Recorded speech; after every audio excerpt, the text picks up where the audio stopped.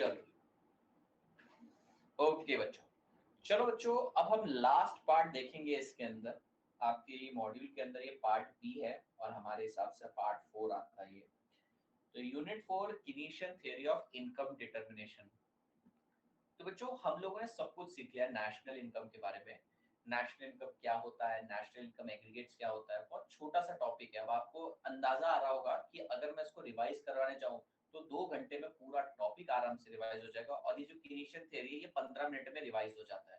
छोटा सा टॉपिक है, आपने सारी चीजें सीख ली, मेथड्स वगैरह देख लिए, इंक्लूजन एक्सक्लूजन समझ गए, क्वेश्चन समझ गए। अब बेटा ये जो वर्क है ना, इसको सिस्टमैटिकली स्टडी किया British economist John Maynard Keynes ने। इन्होंने अपना पायनियर यानी कि बहुत बड़ा वर्क किया इसके ऊपर, इनकम डिटर्मिनेशन के ऊपर। तो आइए उसी के बारे में पढ़ेंगे। कुछ पार्ट है इसका जिसके ऊपर क्वेश्चन आते ही आते हैं, कुछ पार्ट है जिसका मैं आपको सिर्फ एक्सप्लेनेशन दूंगा, वो एग्जाम में नहीं पूछा जाता। So let's start with Keynesian theory of income determination. I was hoping कि ये वाला पार्ट कल स्टार्ट होगा, राइट, और ये आज ही स्टार्ट हो गया। बढ़िया है। मैंने आपको जैसे कि बोला था, मैंने पहले एस्टीमेट लगाया था कि 6 लेक्चर लगेंगे, पर लगभग 5 पे खत्म हो रहा है ये। सो बच्चों Keynesian theory of income determination क्या बोलता है? The comprehensive theory to explain income determination was first put forth by British economist John Maynard Keynes in his masterpiece the general theory of employment interest and money published in 1936। याद रखना है आप लोगों को। तो बेटा जॉन मेनार्ड केन्स ने सबसे पहले वर्क किया है इनकम डिटर्मिनेशन पे, उनके masterpiece the general theory of EIM. EIM मतलब क्या सर? ईएमआई नहीं, EIM, employment interest and money, 1936। The Keynesian theory for income determination is presented in two sector, three sector, four sector। हमने two sector, three sector, four sector पढ़ा। आपको याद है two sector के अंदर मैंने आपको बताया था सेविंग लीकेज है, इन्वेस्टमेंट इंजेक्शन है। थ्री सेक्टर के अंदर मैंने आपको क्या बोला था? सेविंग प्लस टैक्सेस लीकेज है, आई प्लस जी इंजेक्शन है। और फोर सेक्टर में क्या बोला था? S plus T plus M input leakage है, I plus G plus X ये इंजेक्शन है। और हमने इक्विलिब्रियम प्रूव किया था। अगर मान लीजिए लीकेज और इंजेक्शन इक्वल है तो इक्विलिब्रियम में है। लीकेज ज्यादा है तो सर्कुलर फ्लो विल श्रिंक, और लीकेज कम है तो सर्कुलर फ्लो विल एक्सपांड। तो यही चीज इन्होंने भी कॉन्सेप्चुअलाइज करी है। तो इनकम डिटर्मिनेशन के ऊपर फर्स्ट वर्क जो किया है वो किया है जॉन मेनार्ड केन्स, एक ब्रिटिश इकोनॉमिस्ट ने। इन्होंने अपने मास्टरपीस यानी कि वर्क उनका जो मास्टरपीस के जैसा मानते हैं लोग, बहुत बढ़िया सराहना करते हैं लोग उस चीज की, वो है general theory of EIM, employment interest and money in year 1936। इन्होंने two sector, three sector, four sector पे वर्क किया। पढ़ती बेटा इक्विलिब्रियम कब होता है? एक इकोनॉमी में इक्विलिब्रियम तब होता है जब demand is equals to supply हो जाता है। सिंपल लैंग्वेज में पहले बताता हूं, एक इकोनॉमी में इक्विलिब्रियम कब आएगा? जब demand is equals to supply होगा। अब डिमांड का मतलब क्या है? डिमांड का मतलब है बेटा total amount of goods and services desired, और सप्लाई का मतलब है प्रोडक्शन। यानी कि किनीशियन थ्योरी ऑफ इनकम डिटर्मिनेशन बोलती है कि एक इकोनॉमी में इक्विलिब्रियम तब अचीव होगा जब इकोनॉमी में जो डिमांड आ रही है, that is demand for final goods and services, is equals to production in an economy. बात समझ में आ रही? So, equilibrium output occur when desired amount of output demanded by all agents, when desired amount of output demanded, demand word important, output demanded by all agents in economy exactly equal to amount produced, that is production. तो जब बेटा demand is equals to supply, output demanded is equals to output produced, then equilibrium occurs. Okay, in other words, the economy is said to be in equilibrium। एक second, पापा का phone है, रुकना।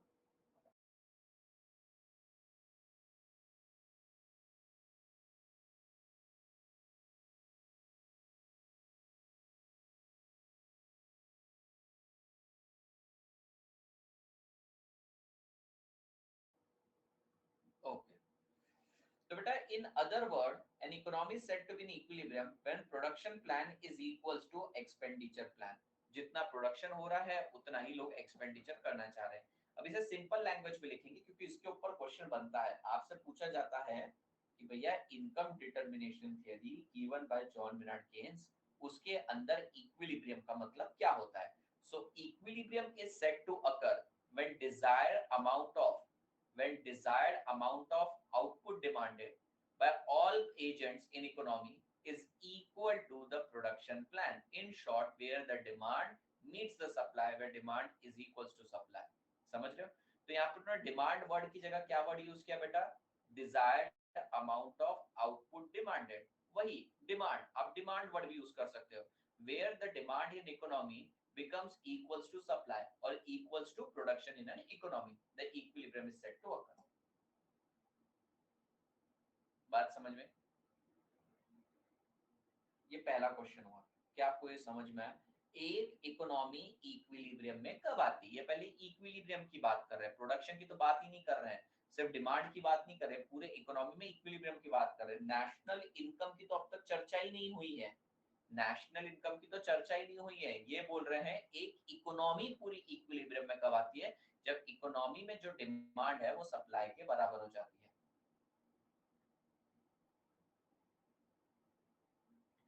समझ गए? Okay. So equilibrium output occur when desired amount of output demanded by all agents in economy is exactly equal to amount produced in given period of time. In other words, the economy is said to be in equilibrium when production plan of the firm, production कौन करता है? Firm, when production plan of firm matches the expenditure plan of household. एक ही बात, when production is equals to expenditure, when demand is equals to supply. याद कर लो ये फटाफट, यही याद करना है। Equilibrium is said to occur. Equilibrium is said to occur in economy when desired amount of output demanded by all agents in economy is equals to the production.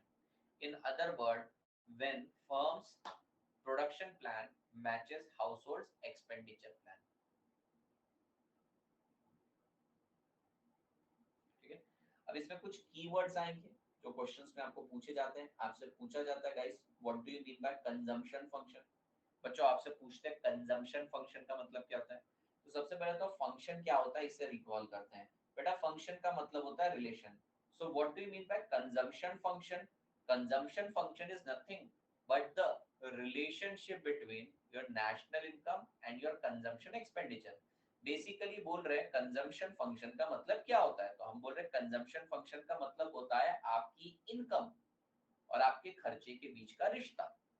ठीक है, फॉर एग्जाम्पल अगर आपकी इनकम है 100 रुपए और आपका खर्चा है बेटा 90 रुपीज, तो भैया आपकी इनकम 100 है, एक्सपेंडिचर 90 है, तो एक रिलेशन डिराइव करेंगे, देखेंगे क्या है वो रिलेशन। तो 90 रुपीज कंजम्पशन फंक्शन है, बेसिकली कंजम्पशन एक्सपेंडिचर है वो। अगर मान लीजिए आपकी इनकम है 1000 रुपए, ठीक है, और आपका खर्चा है बेटा 810 रुपए, तो ये भी कंजम्पशन फंक्शन है। 810 रुपए, वो 810 कैसे निकाला वो छोड़ो। अगर मान लीजिए आपका खर्चा है 10,000 रुपए, आपका सॉरी इनकम है 10,000 रुपए और आपका खर्चा है बेटा 8,010 रुपए, तो ये आपका कंजम्पशन फंक्शन है। अब ये कंजम्पशन फंक्शन निकलता कैसे, ध्यान से देखना। इस कंजम्पशन फंक्शन के अंदर ना एक खर्चा रहता है ऑटोनॉमस एक्सपेंडिचर। ये खर्चा तो इररिस्पेक्टिव ऑफ योर इनकम होने ही वाला है, ये खर्चा तो इररिस्पेक्टिव ऑफ योर इनकम होने ही वाला है। ये इनकम इनइलास्टिक है, ये होने ही वाला है, इसे बोलते हैं ऑटोनॉमस एक्सपेंडिचर। और दूसरा है बेटा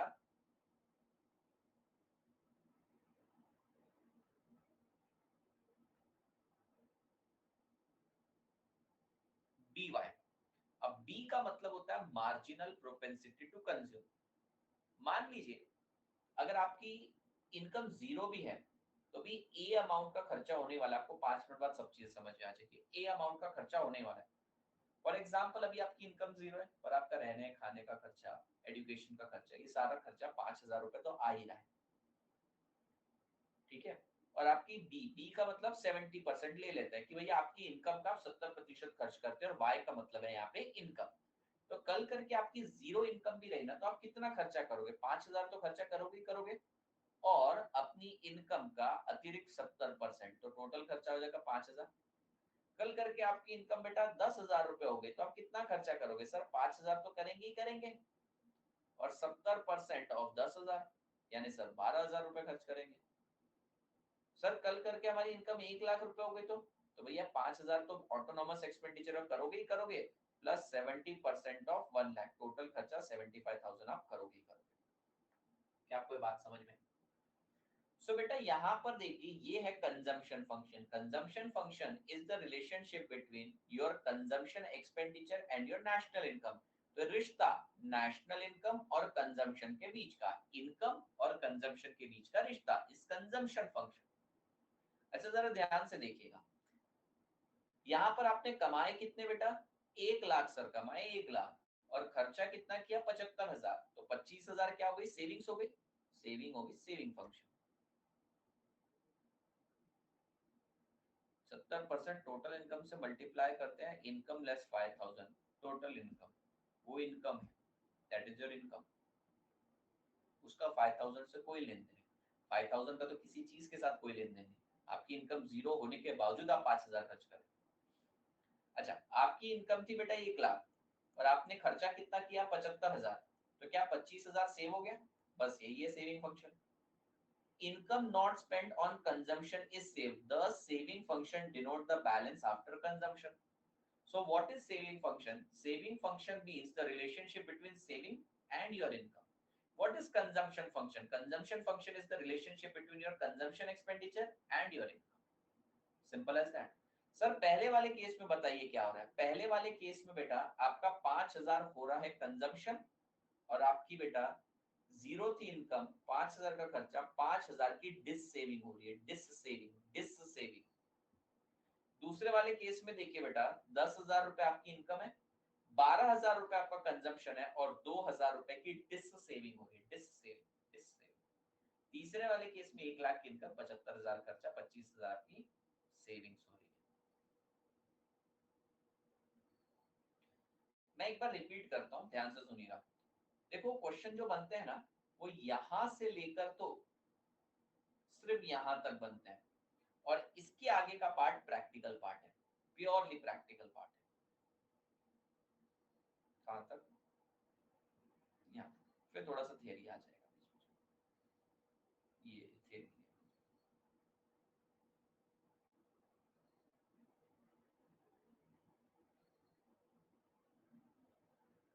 सो बच्चा पार्टी एक बार फिर से रिपीट करते हैं। Keynesian theory of income determination. Keynesian theory of income determination किसने दी है? जॉन मेनार्ड केन्स ने। उन्होंने अपने masterpiece the general theory of employment, interest and money 1936 में इनकम डिटर्मिनेशन के ऊपर वर्क किया। उन्होंने बोला इक्विलिब्रियम तब अकर होता है when output demanded by all agent is equals to production, that is demand is equals to supply, that is firms का प्रोडक्शन प्लान जो रहेगा मैचेस हाउसहोल्ड एक्सपेंडिचर प्लान। फिर उन्होंने कंजम्पशन फंक्शन बताया। कंजम्पशन फंक्शन का मतलब करता है consumption function is the relationship between your aggregate consumption expenditure, आपके देश में जितना खर्चा होने वाला है, जितना कंजम्पशन होने वाला है वो, और आपकी नेशनल इनकम के बीच का रिश्ता। और उन्होंने इक्वेशन भी बता दी, consumption is the function of your income. Correct तो ये है a plus b1। So consumption expenditure is the function of your national income. So consumption function is the functional relationship between aggregate consumption expenditure and your disposable income. Yes, income की जगह disposable income लेना, खर्च करने योग्य income. That is consumption is function of your disposable income. C is equals to function of national income shows the level of corresponding consumption to each level of disposable income. The consumption function describes the relationship between consumption, spending and disposable income. Clear बोल रहा है consumption function. Function मतलब relation. So it is the relationship between your consumption expenditure and your disposable income. What is saving function? The income which is not expended is saved. तो saving function का मतलब क्या होता है? It is the relationship between your income and your savings. अब next, marginal propensity to consume. बच्चों ये marginal word का मतलब क्या होता है? मार्जिनल मतलब additional. So marginal propensity to consume का मतलब होता है additional consumption on account of your additional income. इसका मतलब लेट्स से आपका मार्जिनल प्रोपेंसिटी टू कंज्यूम 70% है अब आप 1 रुपए भी एक्स्ट्रा कमाओगे तो 70 पैसा खर्च करोगे, ठीक है। आप 100 रुपए एक्स्ट्रा कमाओगे तो 70 रुपए एक्स्ट्रा खर्चा करोगे। अब 1 लाख एक्स्ट्रा कमाओगे तो 70,000 रुपए एक्स्ट्रा खर्च करोगे।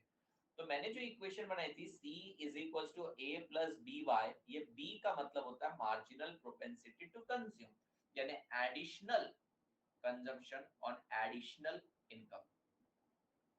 Now what is marginal propensity to save? जैसे अभी मैंने आपको marginal propensity to consume MPC बताया, it is denoted by P। ये क्या है? Additional consumption because of additional income. उसी तरीके से मार्जिनल प्रोपेंसिटी टू सेव का मतलब होता है additional saving because of your additional income. अब भैया अगर मैं मार्जिनल प्रोपेंसिटी टू कंज्यूम को 70% बोल रहा हूं, तो क्या मैं ऐसे कह सकता हूं मार्जिनल प्रोपेंसिटी टू सेव 30% है? Can I say MPC is equals to 1 minus MPS? MPS is equals to 1 minus MPC.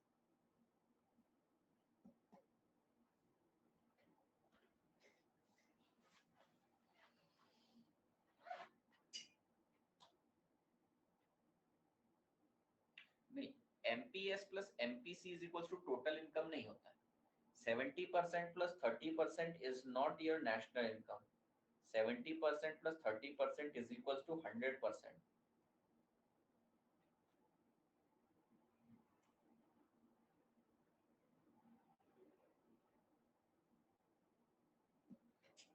ठीक है, एक बार फिर से रिपीट करते हैं इनको। सर कंजम्पशन फंक्शन का मतलब क्या होता है? कंजम्पशन फंक्शन, फंक्शन मतलब रिलेशन, तो कंजम्पशन फंक्शन का मतलब होता है sir there is a relationship between consumption expenditure and your disposable income. So consumption function is the functional relationship between your consumption expenditure and your disposable income. C is equals to function of Y. अब saving function क्या होता है? Saving function again is the relationship between saving and your disposable income. Marginal propensity to consume, marginal मतलब additional, marginal propensity to consume मतलब additional consumption on account of additional income, it is denoted by B.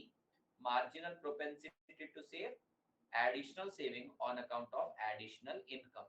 तो marginal propensity to consume delta C divided by delta Y, marginal propensity to save delta S divided by delta Y.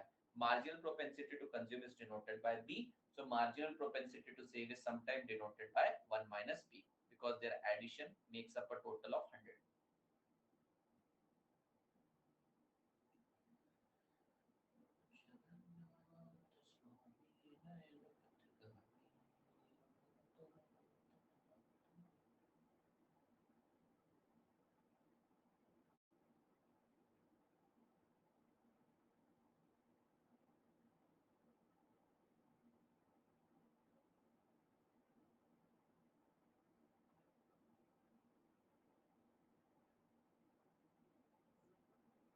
Autonomous expenditure यही है ना बेटा, C is equals to A plus B Y. अभी मैंने बोला हम खर्चा करेंगे और सेव करेंगे। खर्चे में एक खर्चा फिक्स्ड खर्चा होता है, उसे बोलते हैं ऑटोनॉमस एक्सपेंडिचर, और एक खर्चा होता है जो आपकी इनकम पे डिपेंडेंट है। बहुत सिंपल सा है, ये इक्वेशन कुछ भी नहीं। ये बोलता है आप कितना खर्चा करोगे, आप अपनी इनकम के एक सर्टेन परसेंटेज में खर्चा करोगे, पर एक खर्चा तो फिक्स्ड रहेगा ही रहेगा। जैसे कि आप देखिए आपके मम्मी पापा के केस में रेंट का खर्चा फिक्स रहता है, अगर मान लो रेंटेड घर है तो खाने पीने का खर्चा फिक्स रहता है, तो भैया 50,000 रुपए तो समझो फिक्स्ड ही है। और फिर आपकी इनकम जितनी होती है उसका 30% और खर्चा करते हैं। तो मान लीजिए पापा की इनकम है 1 लाख रुपए, तो 50,000 तो फिक्स खर्चा करेंगे ही करेंगे, और 30% ऑफ 1 लाख, तो बेटा टोटल खर्चा हो गया 80,000। किसी महीने पापा को अगर बोनस आ जाता है और उनके पास पैसे आ जाते हैं 2 लाख, तो बेटा ये 50,000 वाला खर्चा ये तो एज इट इज ही रहने वाला है।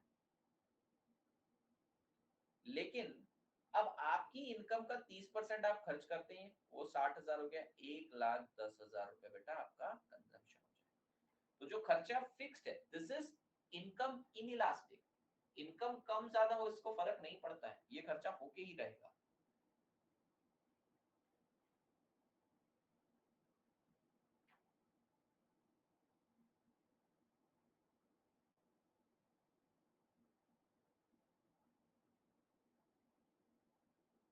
रिमेनिंग सेविंग्स है। जैसे पहले वाले केस में पापा समझो 1 लाख रुपए कमा रहे थे, तो खर्चा कितना हो रहा था? 80,000 हो रहा था, बराबर है ना? 50,000 फिक्स और 1 लाख का 30% 30,000। तो बेटा ये जो कंजम्पशन है 80,000 हो जाता, सेविंग हो जाता 1 लाख माइनस 80,000, और दूसरे वाले केस में सेविंग हो रही 90,000।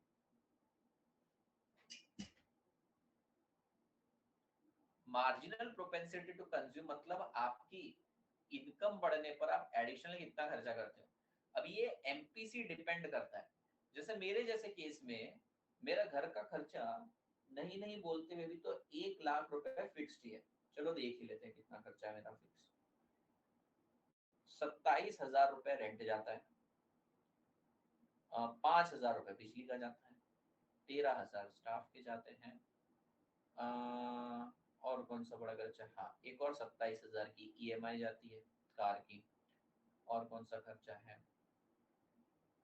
और 30,000 रुपए ऊपर ग्रोसरी वगैरह मेड वगैरह का खर्चा पकड़ लो। तो ये तो फिक्स्ड खर्चे हैं ही किसी भी हालत में। बिजली का बिल 5,000 पकड़ा, एक बार तो 22,000 आ गया था, पर पिछले महीने 8,000 ही आया। मुझे उम्मीद है अब कम ही आएगा। तो बेटा 1,02,000 मेरा खर्चा है ही है, कुछ भी हो जाए। अब आदित्य शर्मा का जो स्टैंडर्ड ऑफ लिविंग है वो कभी हाई नहीं रहा, मतलब सिंपल लिविंग हाई थिंकिंग, वो वाला कॉन्सेप्ट है मेरा, सिंपल रहता हूं मैं। तो मेरा मार्जिनल प्रोपेंसिटी टू कंज्यूम 0.1 ही है। मतलब कल करके मेरे पास 10 लाख रुपए भी आते हैं ना बेटा, तो मैं 1,02,000 रुपए तो फिक्स्ड खर्चा करना ही है, और अपने 10 लाख की इनकम का marginal propensity to consume depends upon person to person, इतना खर्चा करूंगा। तो बेटा मैं 2,02,000 ही खर्चा करूंगा, बचा हुआ सब सेव कर दूंगा, 7,98,000 सेव करूंगा। अगर मान लो कोई रॉयल इंसान, रॉयल बोलना भी गलत है, मान लो कोई है ऐसा जिसको ना कंज्यूम करना बहुत पसंद है, समझो उसने 70% रखा, तो उसका खर्चा हो जाएगा 8,02,000 रुपए, और बैलेंस उसकी 1,98,000 सेविंग होगी, राइट? मतलब एक खर्चा तो मेरा इंडिपेंडेंट है बेटा, ये तो होना ही होना है। और ये जो मार्जिनल प्रोपेंसिटी टू कंज्यूम है ना, ये डिपेंड करता है लोगों के नेचर पे, लोगों के ट्रेड्स पे। MPS is denoted bye MPS, MPS is denoted bye MPS. एक और तरीके से जान सकते हैं 1 माइनस बी।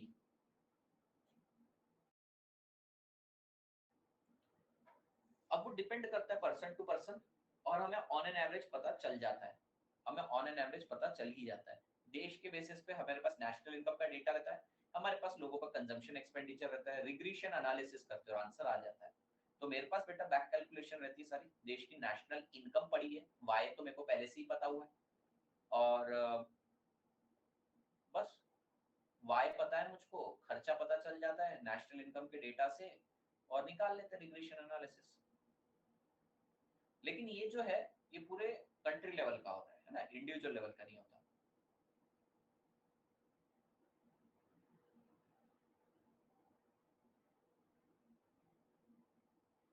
समझा आपको ये जो मैं कह रहा था? ठीक है, आगे क्वेश्चन जो बनते हैं सिर्फ इन्हीं के ऊपर बनते हैं, इसके ऊपर, इसके ऊपर, इसके ऊपर, इसके ऊपर, इसके ऊपर, इसके ऊपर, अरबों में कैलकुलेशन होती है। नेक्स्ट है average propensity to consume, APC. ये तो बहुत सिंपल है। एवरेज कैसे निकलता है सर? टोटल। सो बेटा एवरेज प्रोपेंसिटी टू कंज्यूम मतलब total consumption divided by total income. मान लीजिए 7 लाख करोड़ का खर्चा कर रहे हैं और इनकम है हमारी 10 लाख करोड़, तो बेटा एवरेज प्रोपेंसिटी कितना हो गया? 70%।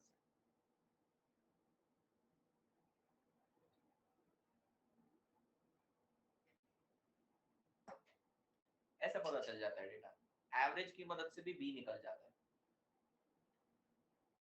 एवरेज की मदद से ए और बी दोनों निकलते हैं, फिर उसमें से ए अलग निकालना पड़ता है। जैसे सेमी वेरिएबल कॉस्ट में से फिक्स्ड एलिमेंट और वेरिएबल एलिमेंट अलग करते हैं, कुल मिला के कुछ कुछ वैसा ही, पर वो आपको नहीं करना है, वो देश कर लेगा। तो समझा बेटा? एक बार रीड कर लीजिए। इक्विलिब्रियम कब होता है, कंजम्पशन फंक्शन क्या है, सेविंग फंक्शन क्या है, मार्जिनल प्रोपेंसिटी टू कंज्यूम क्या है, मार्जिनल प्रोपेंसिटी टू सेव क्या है, एवरेज प्रोपेंसिटी टू कंज्यूम क्या है, देख लो एक बार। फिर मैं आपसे एक प्रैक्टिकल चीज सॉल्व करवाऊंगा, ऑटोनॉमस बताऊंगा, फिर कुछ प्रूफ देना है। आज मंथ खत्म हो रहा है, बेहद खुशी है मुझे इस बात की।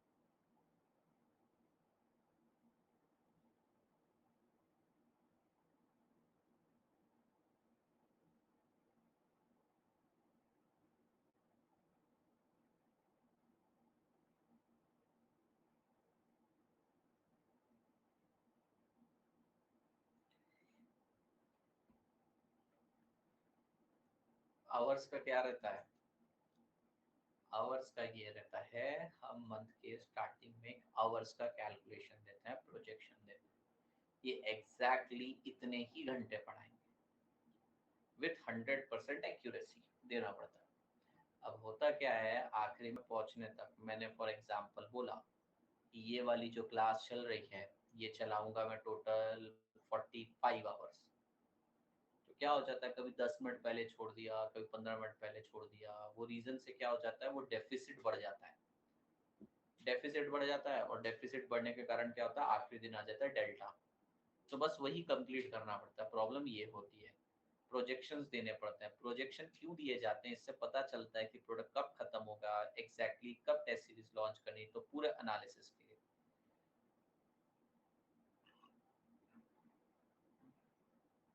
ये जो कैलकुलेशन करी आपने उसमें ए भी इंक्लूडेड है, हाँ ए इंक्लूडेड है, मैं निकालना सिखा दूंगा, उसमें से ए कैसे बाहर निकालते हो मैं सिखा दूंगा। एवरेज में तो सब आ गया, ऑटोनोमस भी आ गया और बेटा मार्जिनल भी आ गया, दोनों आ गया। एवरेज में तो सभी आ गया, मैंने बोला ना जैसे सेमी वेरिएबल कॉस्ट में से निकालते हैं वैसे निकाल लेंगे।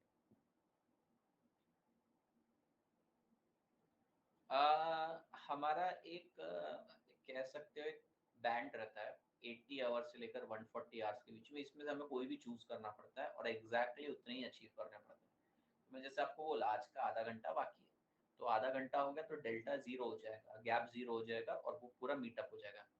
डेफिसिट आवर्स का पेनल्टी भी लगता है और सारी कैलकुलेशंस बिगड़ जाती है, नई बैच की प्लानिंग बिगड़ जाती है।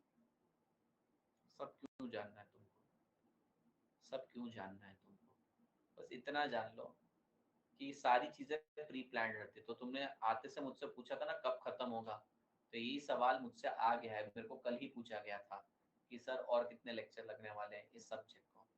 तो इसलिए ऐसा होता है दिन भर वही चलता रहता है। शुरू से सिस्टमेटिक आप देखिए ना, कब तक मेरे लेक्चर प्लॉटेड है, मुझको पहले से पता है कब क्या कब कवर करवाना है। तो जब भी कभी क्या हो जाता है कि टॉपिक कंप्लीट नहीं हुआ, लाइट गई, बिजली चली गई, ये हो गया वो हो गया, एंड डेट तो फिक्स रहती है, तो बीच में इसलिए स्पेशल क्लास और यूट्यूब पे जाना पड़ता है, there is no other reason.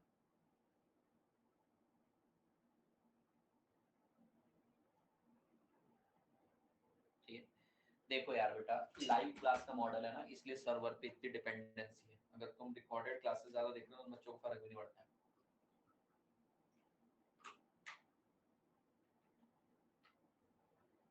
प्रतिष्ठा होगा दीदी, सब जानना है तेरे को, क्या करेगी बेटा जान के।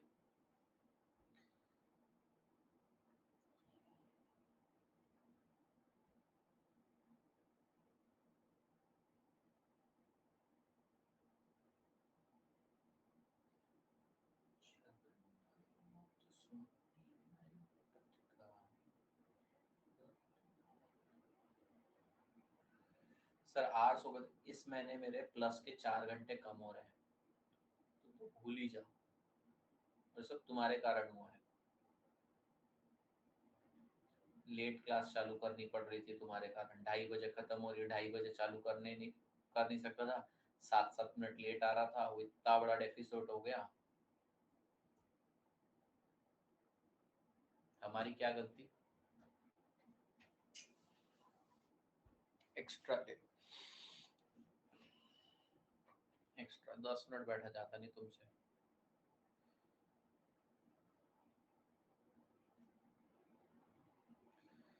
अबे आज के आवर्स नहीं होते, पूरे महीने के मेरे डेफिसिट है, पूरे इस महीने में मेरा डेफिसिट है आवर्स का, 4 घंटे का डेफिसिट है। रो रहा हूं मैं, सुन रहा है ना तू? नहीं, चल। सैक्रिफाइस मतलब मेरा इतना तो सैक्रिफाइस हुआ है कि मैं बेटा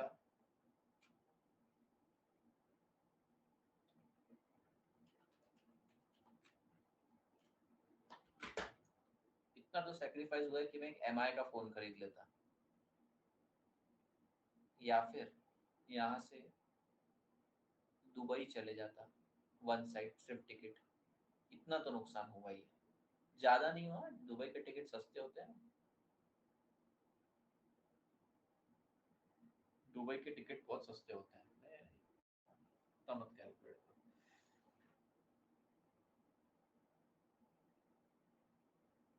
चल बच्चों, मुझे इनकम दे रखी है, मुझे कंजम्पशन दे रखा है, मुझे इनकम दे रखा है, मुझे कंजम्पशन दे रखा है, और मुझे average propensity to consume, marginal propensity to consume और marginal propensity to save. 2 minute, बाबा से मिल के आवाज दे रहे हैं, पूछ के काय को बुला रहे हैं।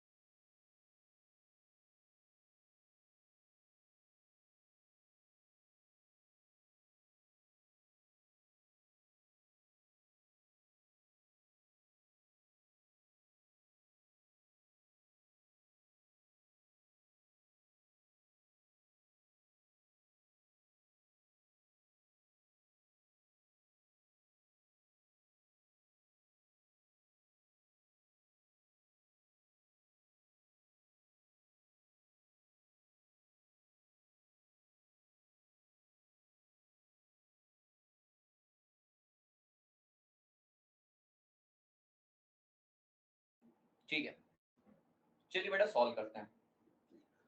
बच्चों आपको इनकम दे रखा है, आपको कंजम्पशन दे रखा है। मैं एक काम करता हूँ, इसे नेक्स्ट पेज पे लेकर जाता हूँ, मेरी थोड़ी मदद करना। इनकम बताइए कितनी कितनी इनकम? 0, 1, 2, 3, 6, 10।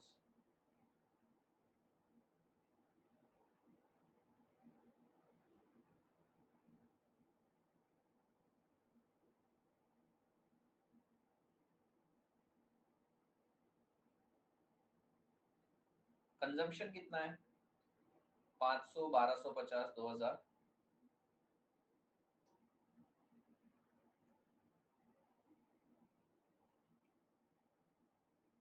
2750, 2750, 5000,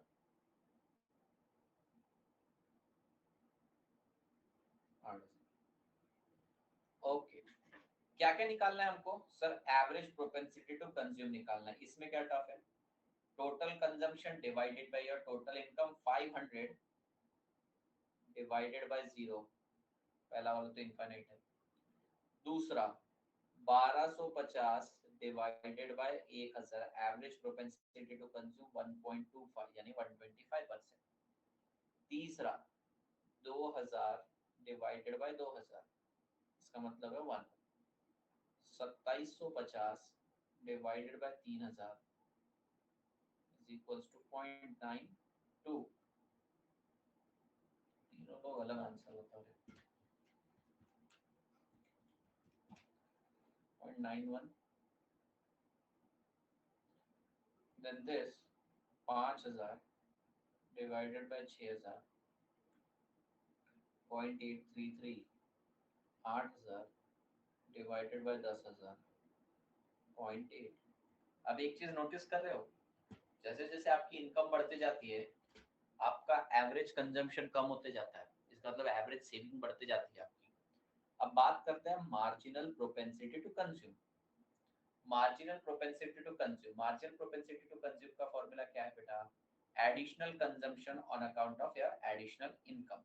अब ये कैसे निकलेगा मुझे बताइए? आपकी एडिशनल कंजम्पशन कितना हुआ सर? हमारा एडिशनल इनकम हुआ 750 और एडिशनल कंजम्पशन हुआ 750 और एडिशनल इनकम कितनी है? 1000। तो भैया मार्जिनल प्रोपेंसिटी टू कंज्यूम कितना है? 75%। ठीक है, तो मार्जिनल प्रोपेंसिटी टू सेव कितना हो गया? 25%। अगर कोई मुझे ए खोज के निकालने के लिए बोले ना, मैं एक झटके में ए निकाल सकता हूँ। कैसे? मैं इक्वेशन लगाऊंगा C is equals to A plus B Y. C तो मेरे को पता है 1250 है, ए के बारे में पता नहीं है, सॉरी ए के बारे में, हाँ ए के बारे में पता नहीं है। बी मतलब मार्जिनल प्रोपेंसिटी टू कंज्यूम 0.75 निकाला और वाई है 1000। तो ए की वैल्यू कितनी आ गई? क्या 500 आ गई? वो तो मैं वैसे भी निकाल सकता था, जब आपकी इनकम 0 है तो 500 रुपए खर्चा किया कैसे? वो ऑटोनोमस एक्सपेंडिचर था, ऑटोनोमस एक्सपेंडिचर था मेरा। जब इनकम 0 है तो भी आप ये फॉर्मूला लगा सकते थे, C is equals to A plus B Y. B अगर नहीं भी पता है, वाई तो 0 है ना पहले वाले केस में, तो consumption is equals to your autonomous expenditure 500 हो जाता वो। आगे चलते हैं बेटा। Additional consumption on account of your additional income, again 750 divided by 1000, ये वही 0.75 हो जाता। मार्जिनल प्रोपेंसिटी टू से 0.75 हो जाता। और अगर आप मार्जिनल प्रोपेंसिटी टू कंज्यूम की मदद से आप ए निकालने की कोशिश करते तो बेटा कंजम्पशन कितना हमारा? Sir consumption 2000। ए कितना हमारा? सर पता नहीं। बी की वैल्यू 0.75 और इसकी वैल्यू 2000, ए की वैल्यू अपने आप 500 आ जाती।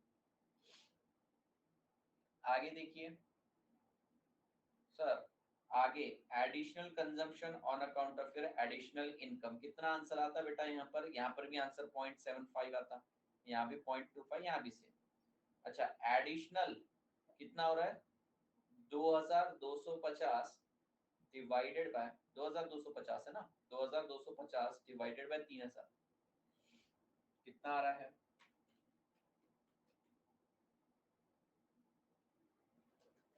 वही आ रहा है सर 0.75।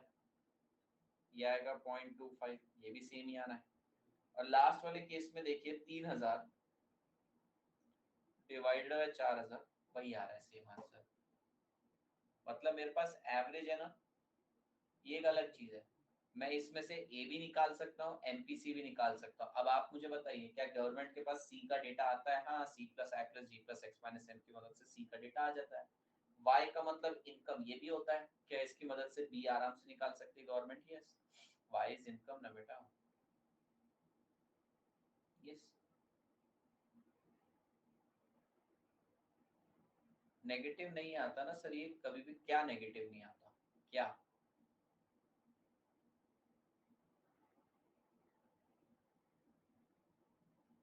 वो तो प्रपोर्शन है ना बेटा, प्रपोर्शन नेगेटिव में कैसे होंगे?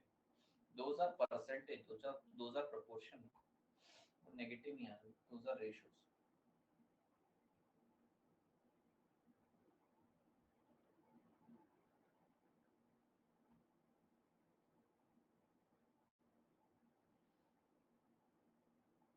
ए वाला कुछ भी नहीं दिखाना बेटा, उसके अंदर क्या ही है?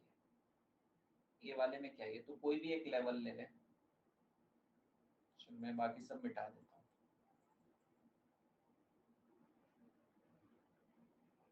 बेटा क्या यहाँ पर b की वैल्यू 0.75 आ रही है?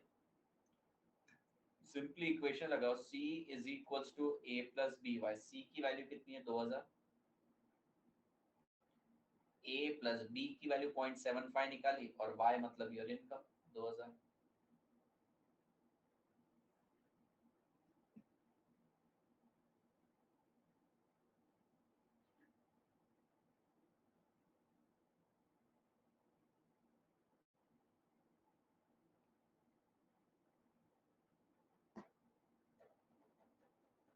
Okay okay. Now last is autonomous expenditure. Now what is autonomous expenditure? मैंने आपको बताया, autonomous expenditure is the expenditure, or you can say minimum expenditure to sustain life irrespective of your level of income. मतलब आपकी income कम हो या ज्यादा हो, this expenditure is fixed to sustain the life.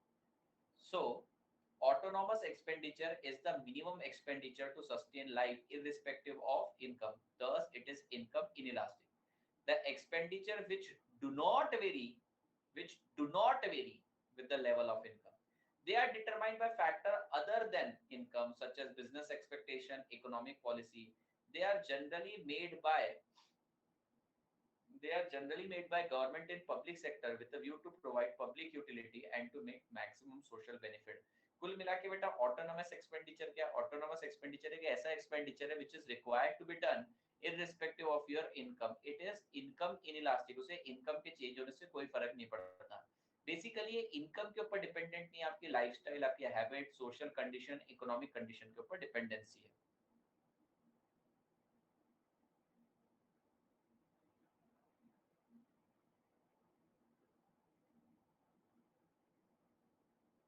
हो गया?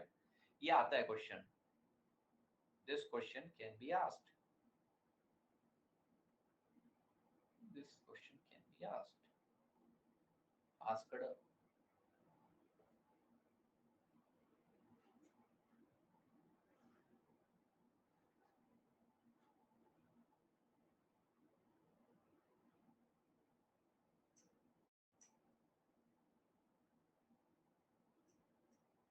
Okay,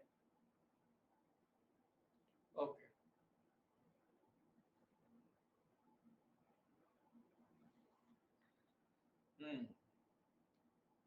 अभी Keynesian theory of income determination अगर मैं आपको स्टार्ट करवाऊं भी,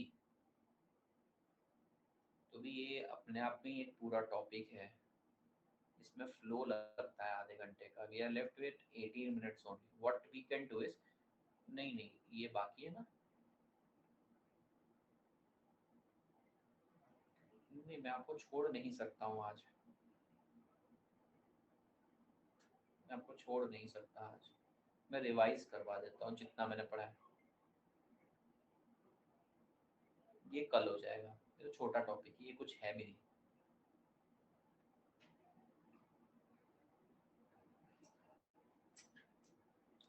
सर इनकम ज्यादा हुई कंजम्पशन, तो इनकम ज्यादा हुई कंजम्पशन से तो सेविंग हुआ। इनकम कम हुई सेविंग से तो है, इनकम कम हुई कंजम्पशन से तो डिससेविंग हुआ, बट दोनों बराबर हुए तो consumption is equals to income हो जाएगा, सेविंग डिससेविंग कुछ नहीं होगा।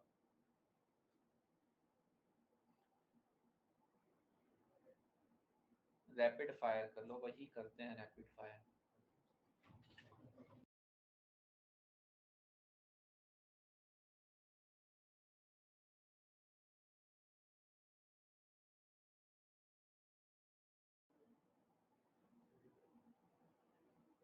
रैपिड फायर गोलियां मार दूं मैं तो।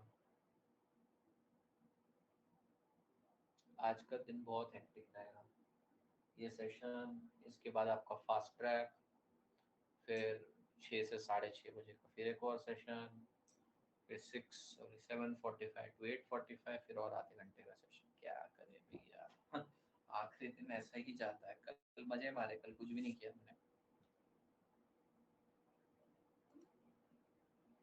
5 तारीख तक आएगा, 5 से 7 के बीच में।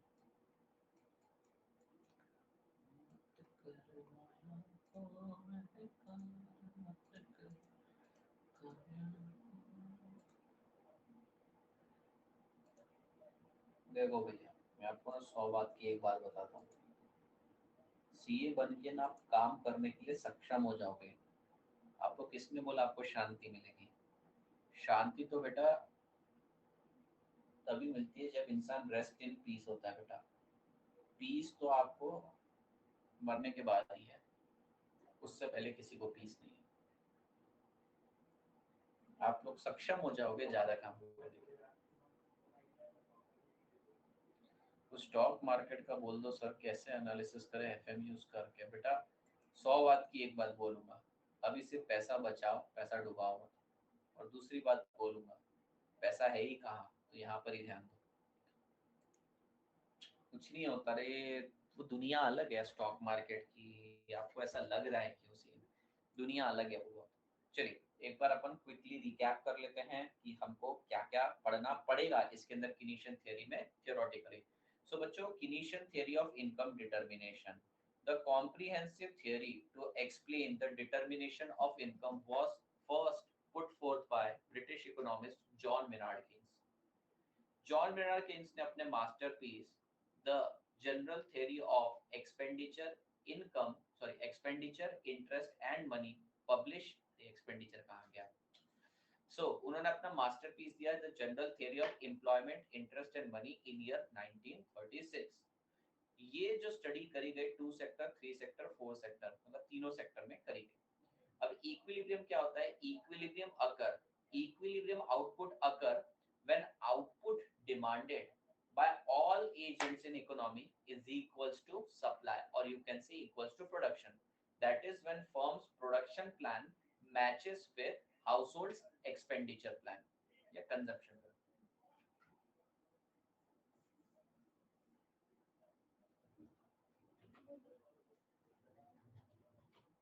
ठीक है, IEM EIM। नेक्स्ट बेटा, अब कंजम्पशन फंक्शन क्या होता है? कंजम्पशन फंक्शन का मतलब होता है, फंक्शन मतलब relation. So consumption function is relationship between your aggregate consumption expenditure and your income. C is equals to function of Y, and here Y stands for disposable income. Okay, C is equals to function of your disposable income. Now what do you mean by saving function? The money which is not expended is saved. So the relationship between saving and your disposable income is called as saving function. What is marginal propensity to consume? Marginal मतलब addition.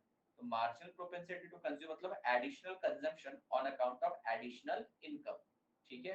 Delta C divided by delta I या delta Y बोलो इसको, delta Y is your marginal propensity to consume denoted by B. अब next है marginal propensity to save, MPS, marginal propensity to save, additional saving on account of additional income. इसे 1 minus B से भी denote करते हैं, MPS से भी denote करते हैं, delta S divided by delta Y। फिर average propensity to consume is total consumption divided by total income. फिर उसके बाद आएगा autonomous expenditure. Autonomous expenditure is the minimum expenditure which is required to sustain life. It is income inelastic. It is not dependent on income. It is dependent on factor other than income, such as your social consideration, then your economic consideration, your political belief, lifestyle. ये उन पे dependent है. They are determined by factor other than your income. बस इतना लिख लिया काफी है. Okay. बोलो सर. आपकी प्रिय मित्र चालू एक है. मिनट.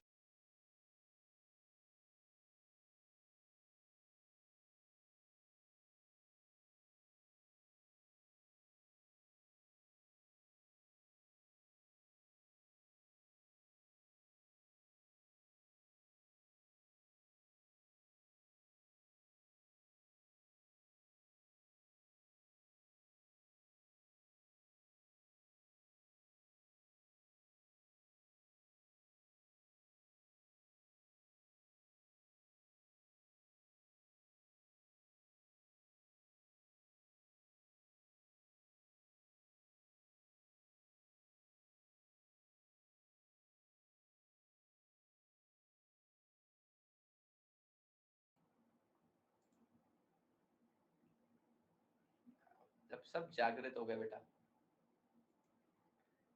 सर म्यूट म्यूट ही था.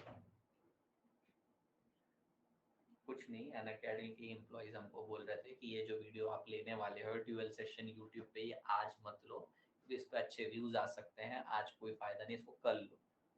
तो बस वो ऐसे टॉन्ट मारने की इसमें बोलते हैं ना, जिससे हमको सबसे ज्यादा चिढ़ रहती है उससे, आपका प्रिय मित्र, आपकी प्रिय मित्र, क्या जो भी बोलते हैं वैसा. यूट्यूब क्लास नहीं है आज, मतलब होगी भैया होगी. No need to cover up. अरे जतिन सर थे, काम की बात ही तो करेंगे और क्या ही करेंगे. रहने दो सर, अब मत बताओ. अरे अरे यकीन ही नहीं मेरा.